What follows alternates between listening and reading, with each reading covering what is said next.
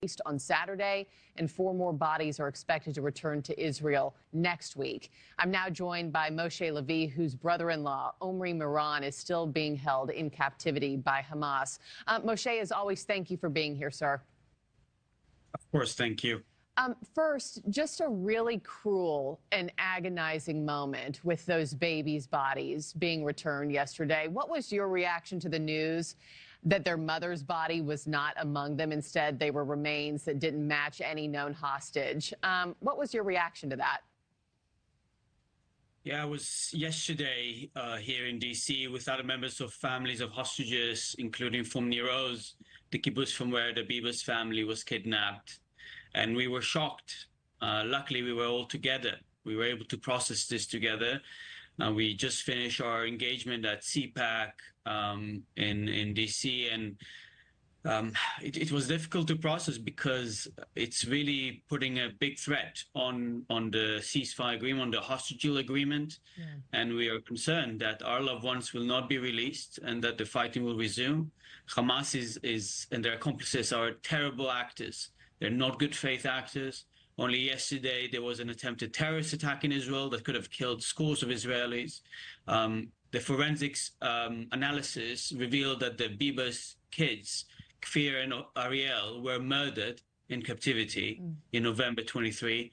And of course, Shiri Bibas has not been returned to us and cannot be buried in the land of Israel. Yeah, I have a 9-month-old daughter at home, and I can't fathom the evil. In regards to your brother-in-law, I understand your family just received your first proof of life for Omri. Another hostage actually saw him alive back in July. Are you able to share any more with us on that, on what you heard? Yeah, we heard from one of the released hostages that was released over the past few weeks that they spent time with Omri until July. This is not the first proof of life we received, but it's the latest one we received. From what we learned, he was doing all right as much as he can.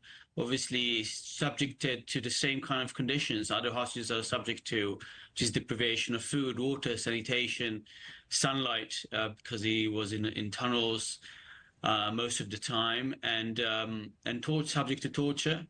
But we also learned something that gave us a bit of hope, that he provided some therapy sessions to the hostage with him. He's a shiatsu he provided them. He was acting as therapist to the other hostages. He's a shiatsu therapist, and he was able to bring a bit from his training to alleviate whatever pain there is in captivity. I'm not surprised by that. He's such a strong, resilient, and kind man. And it gave us a bit of hope that he's coping with everything there. But the time is running out. His time is running out, like so many other hostages. Yeah. We have to do everything we can to bring them home. Well, praying for his return. You and I have talked several times on the show. He sounds incredible and incredibly selfless as well. You mentioned CPAC right off the top. Moshe, you spoke there yesterday where Vice President J.D. Vance addressed you and other families of hostages along with survivors. I want to play what he said. President Trump loves you. He hasn't forgotten your loved ones, and he's going to fight every single day to bring them home.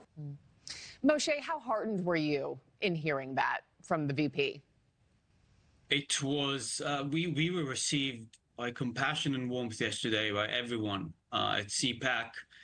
We were also given the opportunity to speak at the main stage, I and 2 other families of hostages, and share our pain and our call to action. And the VP's statements were very clear and gave us some encouragement that the Trump administration, as it proved until now, is committed to end this mission and to prioritize this mission. I will not use the exact language VP used because we're on TV, but he said we need to put aside all other things, that all other goals or all other priorities we may have, and focus on this mission first and foremost. And that's the message we as families have been telling everywhere, both in our home country and worldwide, to policymakers. Let's first focus on what we can save in the short term And we can achieve so much in the long term in our battle against Hamas, their accomplices, and most importantly, their sponsors, countries like Iran, which are the head of the snake.